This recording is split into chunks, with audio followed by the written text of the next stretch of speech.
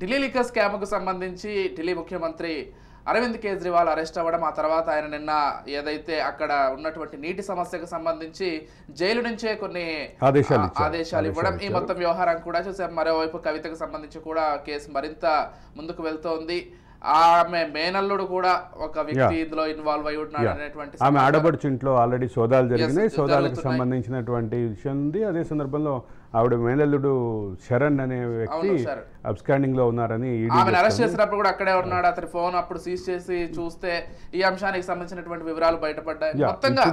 ఇప్పుడు ఆయన అందుబాటులో లేడు అని చెప్పి సమాచారం వస్తుంది. అయితే ఇక్కడ ఒక కీలకమైన అంశం, అరవింద్ కేజ్రీవాల్ జైలు నుంచి ఇచ్చినటువంటి ఆదేశాలకు సంబంధించి ఈ విషయంలో కొంత రాజ్యాంగపరమైనటువంటి క్లారిటీ రావాల్సింది. మనం గత 3-4 రోజులుగా మాట్లాడుతున్న అంశం కూడా అదే.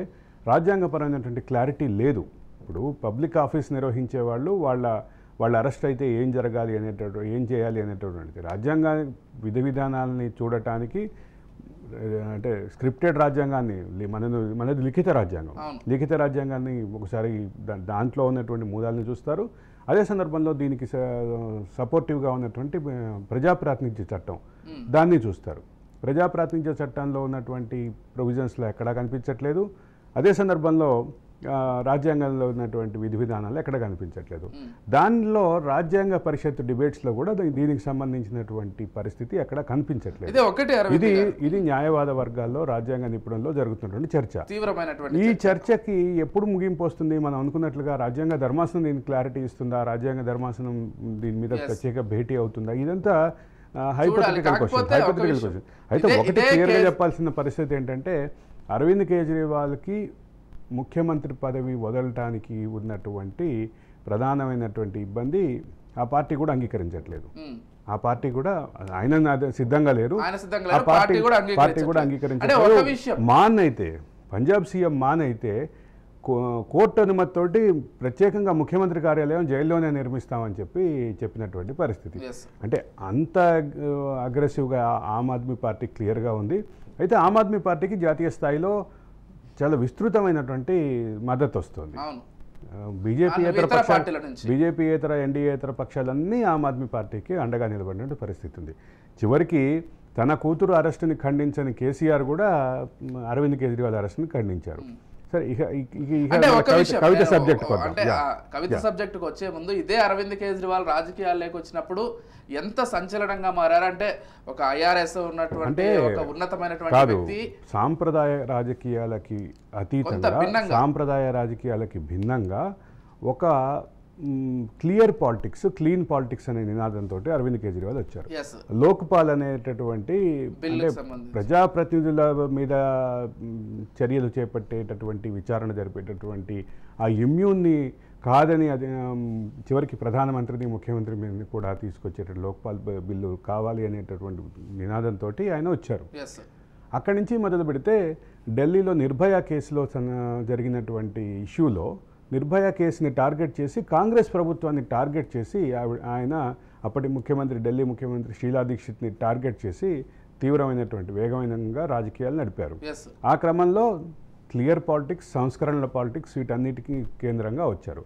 వచ్చే క్రమంలోనే ఆయనకి జత కలిసినటువంటి వాళ్ళు అన్నా హజారే కానీ, అట్లాగే యోగేంద్ర యాదవ్ కానీ, ప్రశాంత్ భూషణ్ కానీ, మన అల్కా లాంబా కానీ, ఇట్లాంటి వాళ్ళందరూ కలిసి నడిచారు. వాళ్ళలో మనీష్ సిసోడియా, సత్యేంద్ర జైన్, ఇంకొంతమంది తప్ప వీళ్ళందరూ, నేను చెప్పినటువంటి పేర్ల వాళ్ళందరూ డ్రాప్ అయిపోయినటువంటి పరిస్థితి. అయితే ఈ విషయంలోనే లిక్కర్ పాలసీ మీద అన్నా హజారే ఈ మధ్య చేసినటువంటి వ్యాఖ్యలు కూడా కొంచెం తీవ్రంగానే పరిగణించాలి. అయితే అన్నా హజారే ఎజెండా విషయంలో, అన్నా హజారే యొక్క ట్రాన్స్పరెన్సీ విషయంలో కొన్ని ఆల్రెడీ చర్చలు ఉన్నాయి. ఆయన బీజేపీకి సానుకూలంగా ఉన్నారు, బీజేపీ కోసమే ఇది అంతా చేశారు అనేటువంటి విమర్శలు ఉన్నాయి. ఇవన్నీ కాసేపు పక్కన పెడదాం. కానీ ఈ పర్టికులర్ అంశంలో మాత్రం మిగతా పార్టీలు అయితే అరవింద్ కేజ్రీవాల్కి మద్దతుగా నిలిచింది. ఇక మళ్ళీ మన కవిత సబ్జెక్ట్ వస్తే, మన రాష్ట్ర సబ్జెక్ట్ వస్తే 3 రోజులు పొడిగించారు. కానీ ఆవిడకి ఎవరు, అంటే ఆవిడ పార్టీ వాళ్ళతో సహా ఎవరు ఆవిడకి అండగా నిలబడ్డారని పరిస్థితి. బలమైనటువంటి సోషల్ మీడియా వారియర్స్గా చెప్పేటటువంటి వాళ్ళు కూడా ఇవాళ ఎక్కడా లేదు అసలు. అంటే నేను చెప్పేది ఏంటంటే, మొత్తం తెరాస అలియాస్ భారాసా పార్టీలో కింద స్థాయి నాయకులు, సోషల్ మీడియా వారియర్సు వాళ్ళే లేనప్పుడు ఇంకా పెద్ద పెద్ద ఇప్పుడు వాళ్ళ తండ్రి అయితే ఇంతవరకు బయటకు రాలేదు, బయటకు ఆమె అరెస్ట్ని ఖండించలేదు. ఇక మిగతా పార్టీ నాయకులు కొంత హడావిడి చేస్తున్నారే తప్ప మనం మాట్లాడుకున్నట్టు ఇటీవల మాట్లాడుకున్నట్టుగానే ఆవిడ ఇంటికి కూతవేటి దూరంలో ఉండేటటువంటి జీహెచ్ఎంసీ కౌన్సిలర్లు కానీ జీహెచ్ఎంసీ మేయర్ కానీ కనీసం రాని పరిస్థితి ఉంది, అండగా నిలబడని పరిస్థితి ఉంది. ఇది ఖచ్చితంగా this is a debatable subject. KCR, KTR, Kavitha, Harish Rao, Santosh Rao వీళ్ళందరూ కలిసి చేసినటువంటి యాక్టివిటీ తెలంగాణ సమాజానికి వీళ్ళని దూరం చేసిందనేటటువంటి వాదనకి బలం చేకూర్చేలాగా ఉంది ఇది.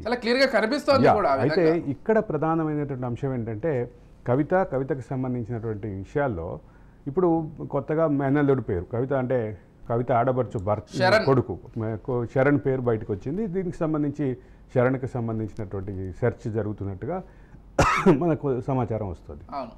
అయితే ఇక్కడ శరణ్ తోటో కవితతోటో అరవింద్ కేజ్రీవాల్ తోటో కూడా ఇది ఆగే పరిస్థితి కనిపించట్లేదు. ఇన్నాళ్ళు మనం మాట్లాడుతున్నటువంటి వాదనకి బలం చేకూర్చేలాగా మన కిషన్ రెడ్డి కూడా అదే మాట్లాడారు. ఏదైతే తెలంగాణ లిక్కర్ పాలసీ బేస్ చేసుకొని ఢిల్లీ లిక్కర్ పాలసీ తయారైందో ఇప్పుడు ఢిల్లీ లిక్కర్ పాలసీ మీద కేసులేనే కాబట్టి ఖచ్చితంగా తెలంగాణ లిక్కర్ పాలసీని కూడా పరిశీలించాలనేటటువంటి భావం ఆయన వ్యక్తం చేశారు. కాబట్టి ఇప్పుడు తెలంగాణ లిక్కర్ పాలసీ నిజంగానే గతంలో తెలంగాణ లిక్కర్ పాలసీ ఆధారంగానే ఢిల్లీ లిక్కర్ పాలసీ తయారై ఉంటే మళ్ళీ తెలంగాణ లిక్కర్ పాలసీని కూడా స్కాన్ చేస్తారు, దానికి సంబంధించినటువంటి విధి విధానాలు కూడా పరిశీలిస్తారు. అప్పుడు దానికి సంబంధించినటువంటి దాంట్లో కూడా చాలా ఆరోపణలు ఉన్నాయి. ఒక పక్క నీరా కేఫ్ విషయంలో ఆరోపణలు ఉన్నాయి, అదే సందర్భంలో లిక్కర్ పాలసీ విషయంలో ఆరోపణలు ఉన్నాయి, కేటాయింపుల విషయంలో ఆరోపణలు ఉన్నాయి, ఎలైట్ షాపులు అని చెప్పి కొన్నిటికి ప్రత్యేక అనుమతులు ఉన్నాయి, టానిక్ విషయంలో ఆరోపణలు ఉన్నాయి. ఇన్ని ఆరోపణలు ఇంత చర్చ తెలంగాణ లిక్కర్ పాలసీ కూడా మరో బ్రహ్మాండం బద్దలు కాబోతున్న విషయమే, మరి కుష్మాండం బద్దలు కాబోతున్నటువంటి విషయమే చూడాలి విజయ్.